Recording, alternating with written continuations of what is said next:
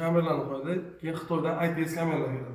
ITS kamera svetoforni yuqori qismida bo'ladi. Ko'rgan bo'lsangiz, svetofordan o'tgan bo'lsa bitta kabel chiqib turgan joyda bu. Yo'lda ko'rsatadi. Joy tashlab ketilgan ITS kamera bo'ladi. ITS kamera potokni sanab beradi. Potokni sanab bergandan keyin aqlli svetofor keyin yana bitta sizga savol bo'lishi mumkin. Ana masalan, bu yerda qilyapsan, bu yerda qilyapsan, bu yerda qilyapsan, nimaga yana tirband bo'lyapti deysiz. O'rtada bizning peshxodni svetoforlarimiz bor. Knopkali. O'shalar одновременно sistema bir vaqtda ishlaydi, zanjir bo'lib. Zanjirda. Shu hozir bizda 4-maktabda ham qurilish qilyapmiz. 4-maktabni ham almashtiramiz, peshxodlarni ham almashtiramiz. Sistema bittaga ishlagandan keyin bir xil ko'chada ochiladi, bir xil ko'chada yo'qoladi.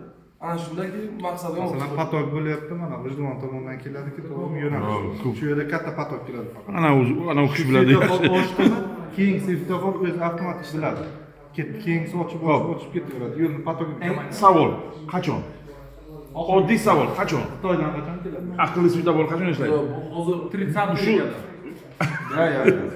shu yilmi yo qaysi yil? 50% ishini bular qilib bo'ldi. Svetoforni almashtirib chiqyapti bular. hozir birinchi navbatda svetoforni almashtirib olaylik. Hop.